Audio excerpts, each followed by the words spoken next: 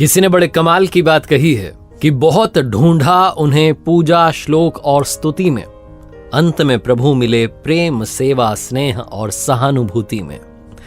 नमस्ते दोस्तों, मैं हूं आरजे कार्तिक। एक ऐसे राजा की कहानी जिसका कोई बेटा नहीं था, कोई पुत्र नहीं था।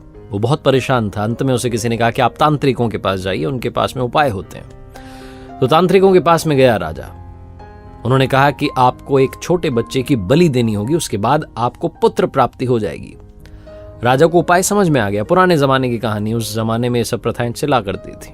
राजा ने पूरे राज्य में ढिंडोरा पिटवा दिया कि कोई भी एक छोटा बच्चा राजा को ला करके दे सकता है। जो भी ला करके देगा उसके परिवार को बदले में मनचाहा धन मिलेगा, बहुत सारा पैसा दिया जाएगा। उस राज्य में एक गरीब परिवार था, उनके बहुत सारे बच्चे थे। तो उन्होंने सोचा कि एक बच्चा है, निकम्मा है, नाकारा, कोई काम तो करता नहीं है, इसको दे देते हैं ले जा करके राजा को।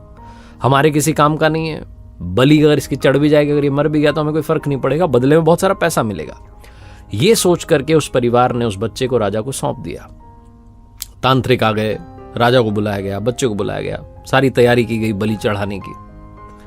राजा ने उस बच्चे से पूछा कि बेटा आपकी कोई आखिरी इच्छा है?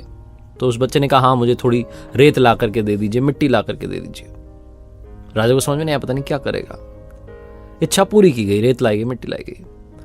उस बच्चे ने उस रेत मिट्टी को मिला करके 4 छोटे छोटे महल बना दिए, और महल बनाने के बाद एक के बाद एक उसने 3 महल तोड़ दिए।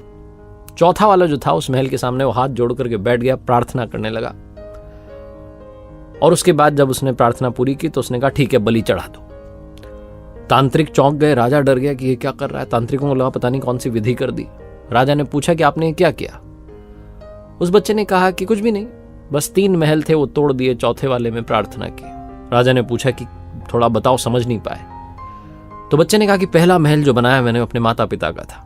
मेरे माता पिता की, मेरे मम्मी पापा की जिम्मेदारी थी कि वो मेरी रक्षा करते, लेकिन उन्होंने पैसे के लिए मुझे बेच दिया। दूसरा महल रिश्तेदारों का था, सगे संबंधियों का था। उनकी जिम्मेदारी थी, कर्तव्य था कि मेरे माँ बाप को सिखाते समझाते कि ऐसा ना करें।